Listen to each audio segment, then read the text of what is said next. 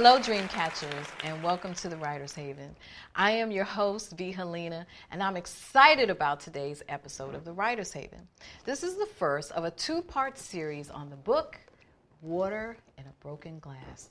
Odessa Rose is the author of this beautiful tale of self-discovery and the complexities inherent in struggling through that process, as well as the celebration of self-acceptance on the other side.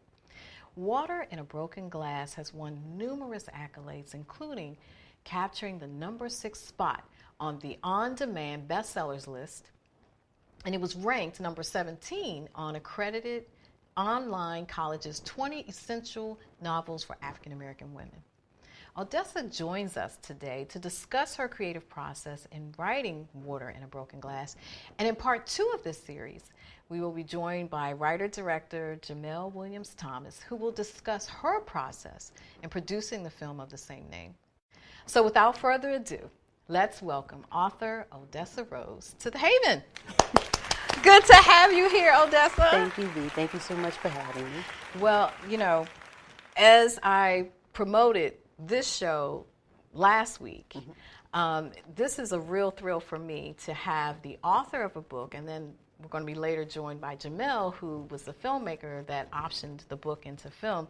And to just see that synergy and how that all came together is a real treat for us. So absolutely honored to have you here. And let's start with you, because you are the beginning of the process of that whole artistic experience. So what was the genesis of the book? How did you come to write Water in a Broken Glass? A friend of mine, turns out she was gay, and she didn't tell me for a long time. And her reasoning for not telling me was because she thought I wouldn't be her friend anymore. So I just started thinking about that, wondering what I had done or said to make her think that, because that's not who I am.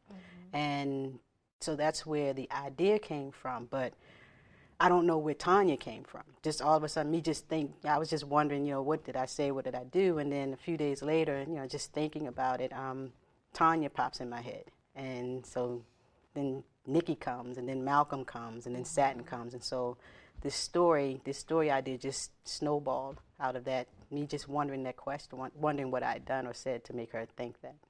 Okay, so these characters started coming into your mind, into your psyche. They started telling you, this is who I am, and this is how I talk, and these are my mannerisms, and so you just allowed that process. I've heard that so many times from other writers who, they may have an outline, they may have a beginning, middle, end for a story, but they're not really sure about the characters and how they're going to come in, and so they just start talking to you. Yeah, and it's a real process. And some people think we're crazy when we tell them that, but it's absolutely true. I 100% understand what you're saying. So, in terms of the theme of the book, I think it's excellent because so many times I hear people talking about that journey.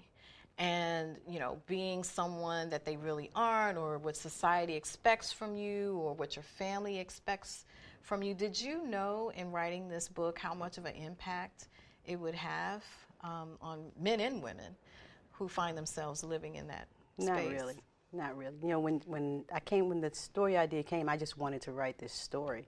And it was a lot of fun. I thought I just liked writing a whole lot, and just Tanya's voice and her personality. And then when Satin came, and I was like, oh, she's pretty cool, and then I was like, then Malcolm comes, and then so it was just me wanting to write this story that I really had no idea where it came from, and I just had to get it down. It took me about 2 weeks to write the rough draft, just to get it out of my head. But then it was a long process of rewriting and getting Tanya's voice correct, and Malcolm and Satin and Nikki. So. Odessa, did you outline first? No. Okay, that's great, because I love talking to writers that don't outline first, because so many writers that I know do, and I think really, really exceptional writers, especially you didn't outline first, but you came up with the characters and the story, and it all just evolved and came together so nicely. So when you engaged in this initially, you know, you've already said that the characters really kind of told you the story, and so you were almost like a scribe. Yeah. Would you describe it that way? Yeah, yeah. Okay. Because, I mean, I didn't know where it was. I can't say I don't know where the story was going. I kind of knew where it would end, at least in the beginning, because it actually changed. So I knew where it was going, where I wanted to go. So the hardest part for me always is the beginning, how to start a story. I always know the middle and, you know, and the end, but trying to start the story is the hardest part for me. So how did you manage that challenge? Because that's a challenge for a lot of writers. Yeah, yeah. The funny thing is, not really ever believing it would happen, but one day I'd written it several times, you know, beginning. And then one day I just sat down and said, if this were a movie, how would you want to start? What would you want to see? And then I just thought of Tanya sculpting, and that's where it came from. So now I start every book that way, but never even really believing, especially when I was writing it, that it would become a film. Okay, so you said it took a week for the first draft? About 2 weeks. 2 weeks for the first draft, and then you went back. So tell us about that process. Oh, that's the fun process for me. Getting it out of my head is fun, because you just type and you're just getting it out, you know, getting everything out. But going back and being able to really delve into those characters and figure out what they want, how they talk, how they look, that's the fun part for me. I love the rewriting process. It's so much fun because you can do so much with it. You can play with the words, play with the characters, find out who they are, and it's so much more fun. Did you even picture what they looked like? Yeah, yeah. Okay. I could picture them. Now, I love doing that myself. What I'll do is I'll go on Google and images and I'll even put in a description and then all these pictures will come up and then I'm searching, okay, that's, in your case you were saying Malcolm, that's Tanya, that's Satin. So, but you don't do that, do you? Well, back then when I wrote the book, there was no Google. Oh, you know, that's right. Yeah, so 2000?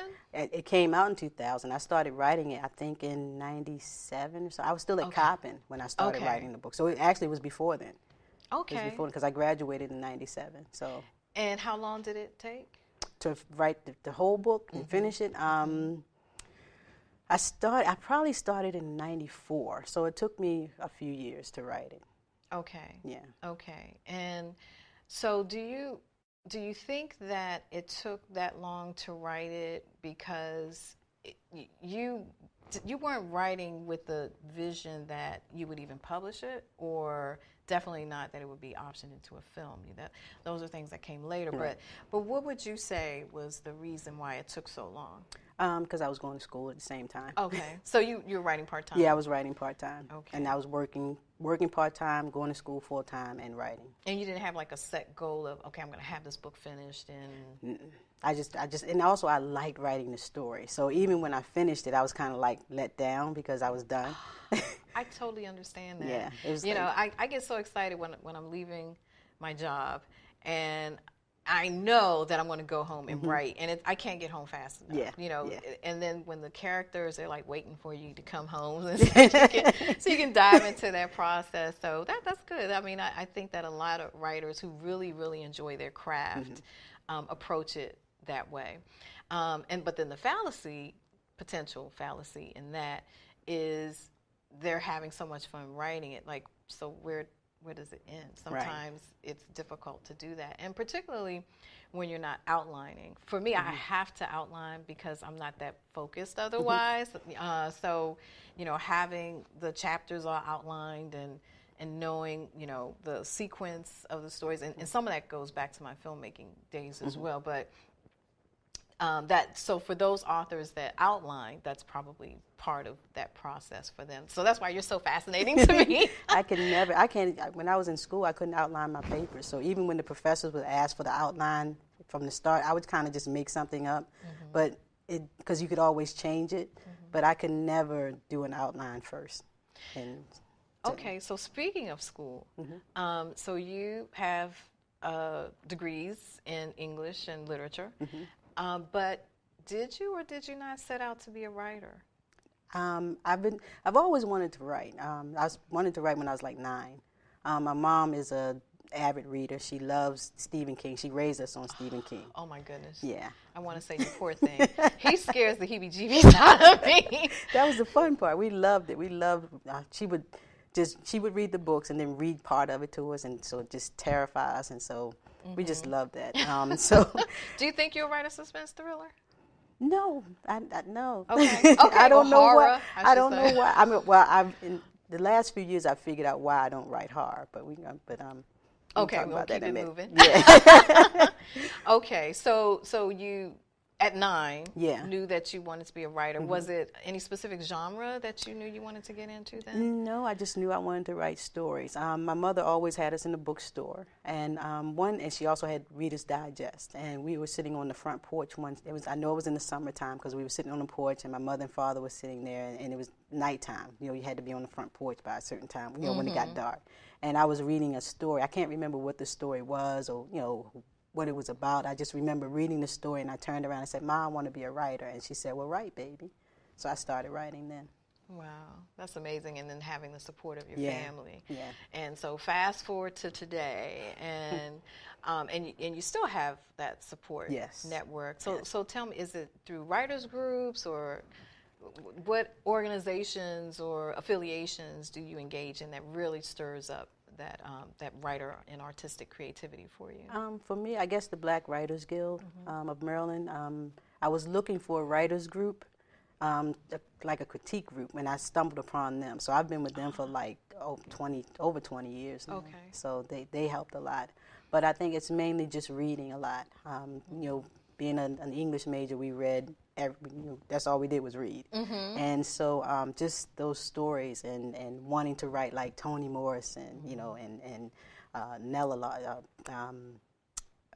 Paul Marshall, Marita Golden, Nella Larson, those people. So, and that was going to be one of my questions. Are there any authors out there that really inspires your work? Definitely Toni Morrison. I think I love Stephen King, but for me, Toni Morrison is it. She's like the best writer in the world. Yes, I must agree.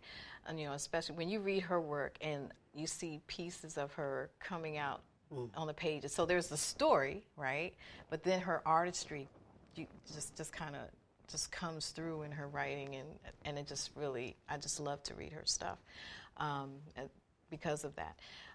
Okay, so with your first book, because this is your first book, this isn't like you published before, but you did self-publish it. No, okay, so tell me about the publishing journey.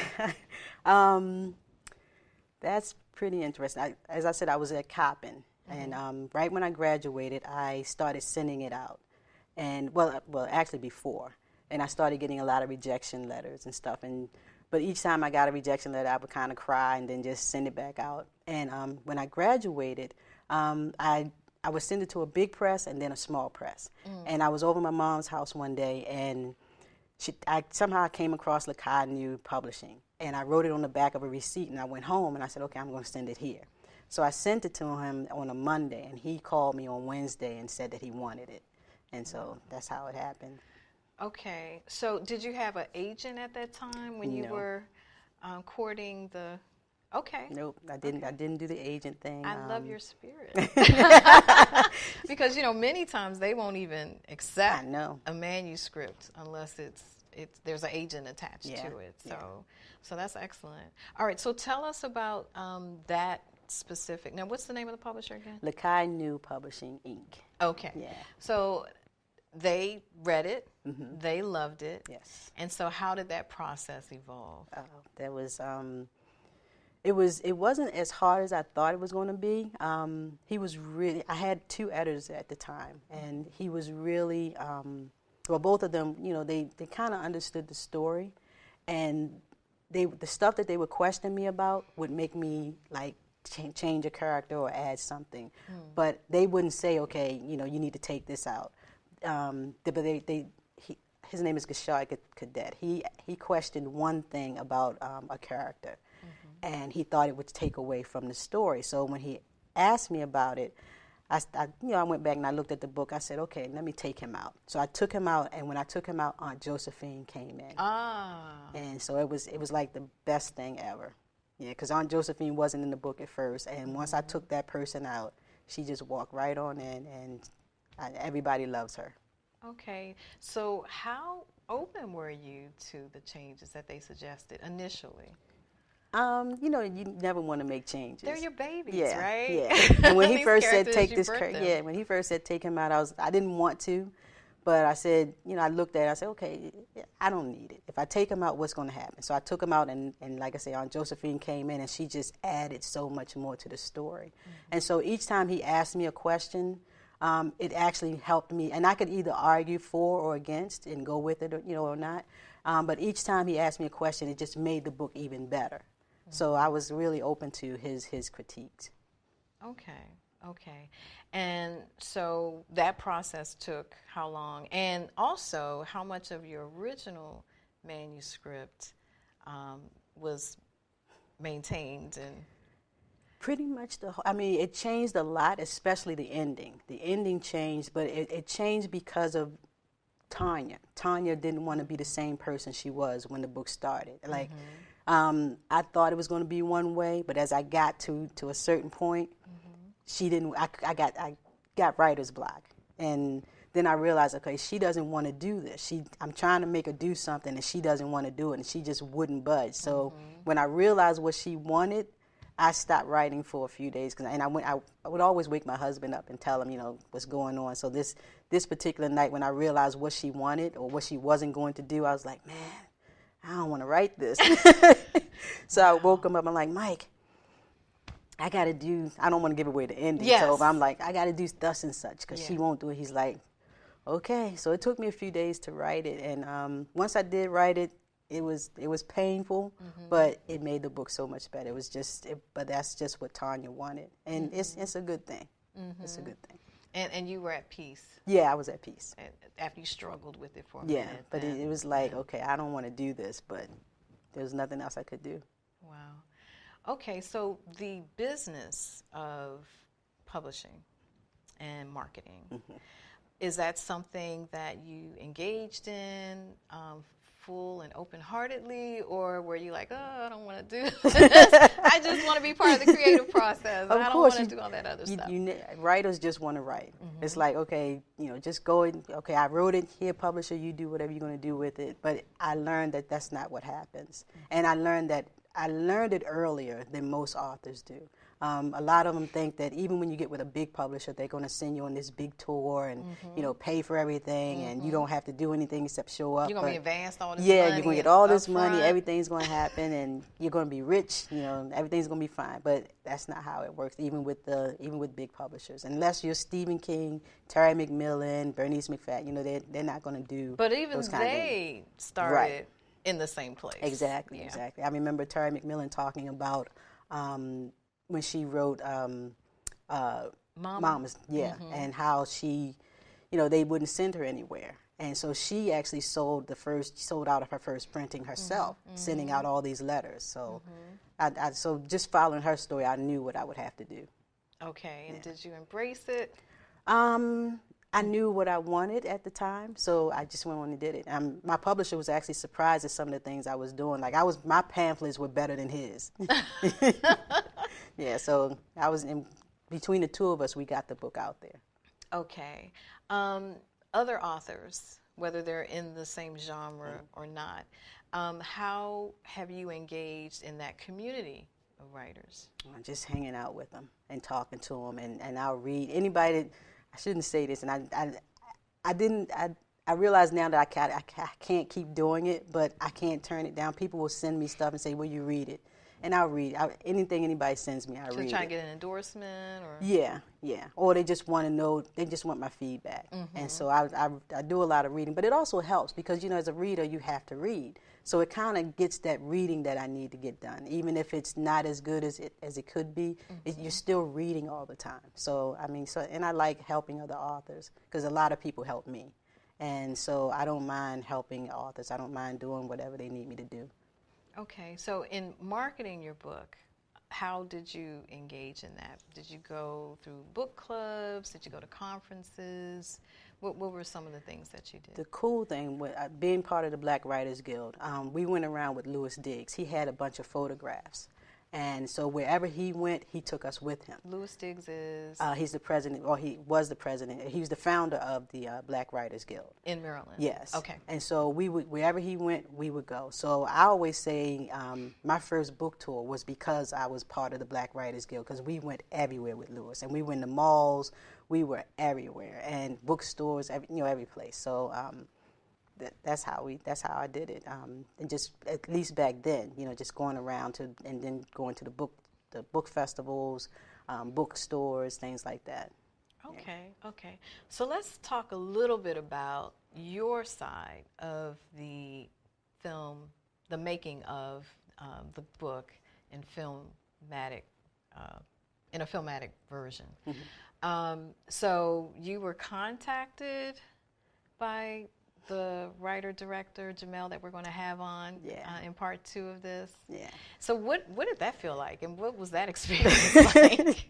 It was, I thought it was a joke, okay, to be honest. I got this random email from my Yahoo account, and it's saying, my name is Jamel Williams, my name is Jamel Thomas, and I'm a filmmaker, and I want to turn, I read Water, and so that kind of thing. I'm like, okay, whatever. I kind of, and the funny thing is, like, I didn't read it for a long time because I was really bad at checking email? Yeah, mm-hmm. I missed the email. So when I saw it, I kind of like, this is not real. But I contacted her, and so it turned out she was serious. Mm-hmm. Okay, and so how did you all actually come together to put your artistry together in order to produce the film? She just came up. She came up from D.C. We met at the Paper. I can't remember the name of the restaurant. I think it's the Paper Moon restaurant. We met there, and she talked about what she wanted to do and how she wanted to do it. And she talked about this budget. I'm like, where are you going to get that kind of money from? But it's like, okay. Well, it looks really, really good, and we're going to talk more about that, when she comes on. So, okay, so you have this book, and it had been out for how long? Or when did she contact you? 2009. 2009. So, yeah, the book came out in 2000. Okay, so she contacted you. She sent you an email. Mm-hmm. You half read it. You emailed her back. Half believed it. You responded back. She came to D.C. You sat down. You all talked about it. She told you how much it would cost. She wasn't asking you for any money, was she? Nope. Nope. It was just kind of FYI. She had this old little budget thing that she had done, and she wanted to go around. A consummate professional, she sounds like. Yeah, I mean, she already had it visualized and knew about how much it was going to cost to do it. And I know that she used a lot of the local areas and a local crew. So we'll talk more about that experience for her too in part 2. And that was it. Yeah. I mean, oh man, I thought it was gonna be a lot more glamorous than that. Like, come on, she asked for it, and then I mean, I think she would be better to tell. So was there any legal process that had to ensue we had as contracts. part of? Okay. Contracts we had to sign, things like that. We had to go through the publisher because I didn't own the rights. Okay. Yeah, so that was one thing, and that took a minute. Okay, did you have to go to the publisher? Yeah. Or? Okay. Yeah. Well, both of us. Okay. And so got everything signed, and you're ready to go into production. And how involved were you in the production? I wasn't involved at all. By choice? Or? By choice, yeah. And I figured that the film is the film, the book is the book, and let her do what she's going to do. And I'm not a script writer, so I let her do whatever she wanted to do. And she stayed so true to the book and she loved the book, so I knew I could trust her with it. So I wasn't too worried about it at all. But it was, she let me be on set the whole time. She let me read the script. One time she sent it to me after Christmas and let me see it. I got to sit at the table, read while they were doing that. And so she let me be involved in a whole lot more than most authors are. She let me, I filmed everything, all the behind the scenes. I mean, I was there every day that I could be there. I was there, and I just filmed everything, and she just let me be there. At first, I wasn't sure if she really wanted me there, so I was kind of just trying to stay out of the way. So let's talk about your second book, In the Mirror. In the Mirror. So you started writing this. I was actually working on another book. I was working on a book called Kismick's Journey. Okay. That was supposed to be my second book.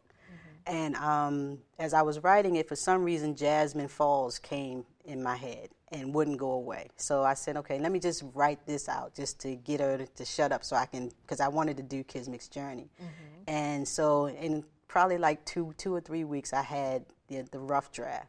But it was so good and so much fun that I was like, okay, let me keep going. So I just kept writing it until it was done. Yeah. Okay. So the whole process took how long?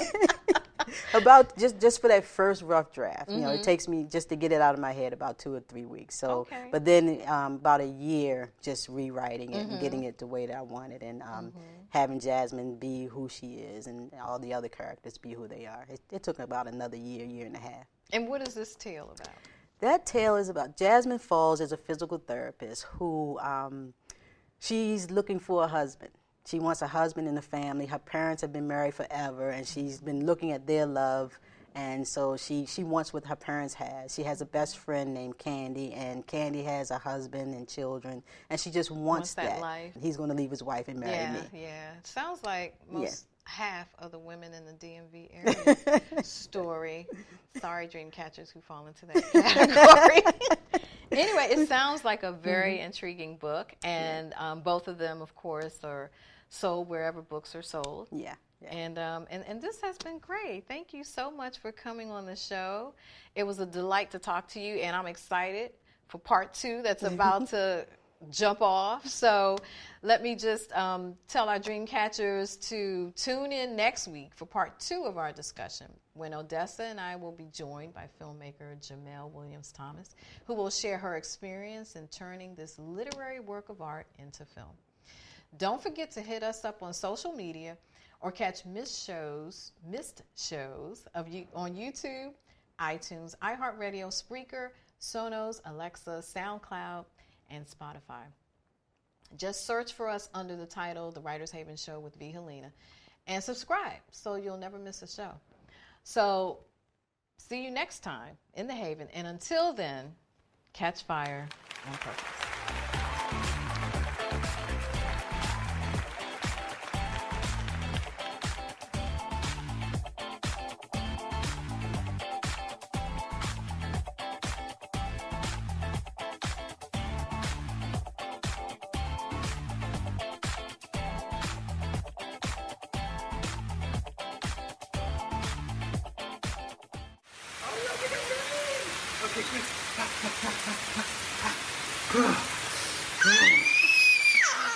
Oh yeah, yes. So much fun. Mwah. So wet.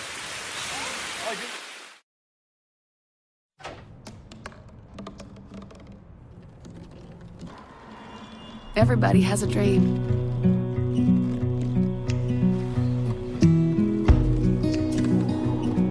Mine was to see the ocean.